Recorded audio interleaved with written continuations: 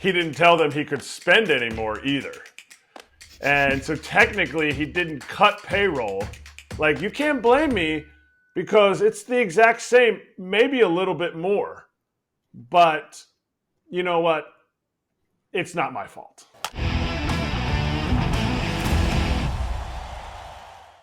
A breakdown of the Mariners' moves, okay? This is the long one.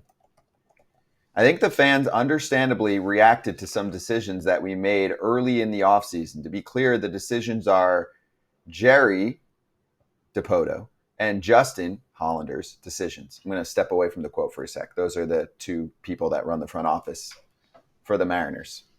They listen to their boss, John Stanton. Okay, back to the quote.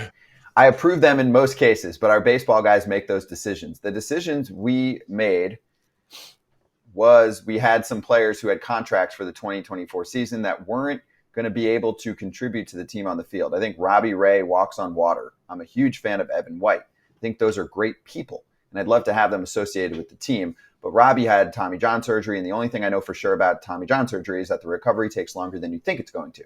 We knew that Tommy John was probably going to keep Robbie out at least through July, maybe August. And so now we're in a position where we've got, frankly, $23 million associated with a guy who isn't going to be able to contribute 4 to 6 months of the season. Evan similarly. So we made a decision to take players off the roster and have the payroll, in effect, replaced by guys like Garver and Polanco.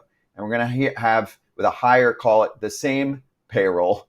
It's a slightly higher payroll, as I said, but with a similar payroll, we're going to have more productivity, and all of the analytics that both we and the third parties do would suggest that we're a better team in 24 than in 23. He spoke earlier, I guess, about, quote, we didn't trim the payroll. Right now, the payroll is slightly above what it was last year. That's what we expect the payroll to be. There was an account, Simply Seattle, that posted estimated 24 payroll at 139 mil, estimated 23 payroll, final payroll at 140. So that could tick up a little. I mean, I think the point, if we're talking semantics here, it's basically the same payroll this year and last year. So to me, it sounds like he's going, I don't do shit. That's Jerry and Justin. They're the ones ruining your lives. I got 54% of that. That's all I got out of that. Analytics at the buzzer of that quote too. Whew. Seattle is heated right now. Heated. And they should be. This team better put up dubs. They're going to have a ton of pressure. They better put up a ton of dubs, and they better be a playoff team, or that city is going to lose its mind. And there is one person to blame, and that is the person that runs the team, that gives the budget to the front office. Tell me I'm wrong here, but did the guy who told the people that work for him to cut payroll or to keep it in the same place just say, it's not me, it's them? Yes. He didn't tell them to cut payroll. He didn't tell them he could spend any more either. And so technically he didn't cut payroll. Like, you can't blame me because it's the exact same, maybe a little bit more. But you know what? It's not my fault. I love it when people in higher positions, he hired this guy and now he's like, hey, I could be under siege here, right under the bus. See you, Jerry. I mean, what do you got? They're cheap. That's it. What else do you want me to say? I want you to say, hey, the owner should come out and say, listen. But they don't. I'm scared about the TV money and this and that. Some of them do, but most of them don't. They have excuses. They can put it on someone else. We also don't know how involved is this guy in the? Really, how involved is he? How many other things does he have going on? Well, he's involved in the payroll. He's not necessarily. Of course, he's not but so is Liberty Media, who owns the Braves. Everyone they have a million other things. Sets the price. My point is, why can't he go to 150 million? Think how much they could. If they could have traded Robbie Ray, they got 54% return. And then they throw, if I would have looked at them, I'm like, okay, we can add 54% to the payroll, then we could win 54% of the games. They could have added Ohtani or Soto and not even been a top 10 payroll in the sport. Agreed. I know. But they didn't. Because they're smart.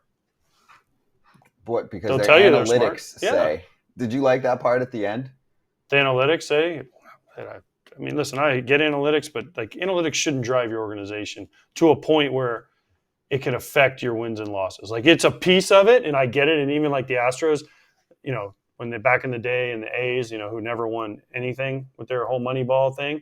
But like the Astros, even with what they did, yeah, they were like analytics, but there were also people like, if you read Evan Drellick's book, that were fighting against it, saying like, yeah, analytics are a piece, but not the total piece. And even Jim Crane has come off of that, right? Jim Crane's like, I'll spend what I need to spend to win. And that was kind of the model, right? And you look around, Lunau, he's got Elias, he's got all these guys that are all over the league running teams now. But at the end of the day, if a team spends, they're usually pretty good. Mm-hmm. And if the team doesn't spend, guess what they aren't? They're not very good usually. Yeah. Or you have to tank for 6 years. Or you have to tank forever, and then you become the Orioles. Sure. And then you're like, okay, if we need to get over that hump, guess what we have to do? We have to bring in a Corbin Burns. We might have to go get Jordan Montgomery. We might have to spend a little bit to keep these guys here. Because guess what? Think about in 6 years from now, if they lose Rushman, Henderson, Holiday, all these guys are gone and they didn't win anything. Fans are going to be like, why in the hell didn't we keep them? Why are we going to support another 7-year rebuild? Like, you got to spend something eventually. You got to be smart about that right now. The White Sox did that Tank City for 5 years to build up, and it was like the fastest date ever. And then you're back to the bottom. Yeah, because they didn't get their GM got fired. Now the new GM gets 5 years to rebuild. Who we're going to talk to tomorrow, by the way. Yeah, we are going to have Chris Getz on tomorrow. I'm not coming on though. Yes, you are. But can we get some accountability one time, Kratz? Hey, sorry, fans. I cut the payroll. Or I kept it the same. I know we were tanking for a while. Fisher says that, and you don't like him? He doesn't say that. Yeah, he did. What do you mean he didn't say that? He came out and said, not only did I cut the payroll, we're moving. You're like, sell the team, damn it. Yeah. What? You think that's because he spoke? That I'm mad? No, I'm just saying you asked for the owner speaks. It says he's moving the team and cutting the payroll.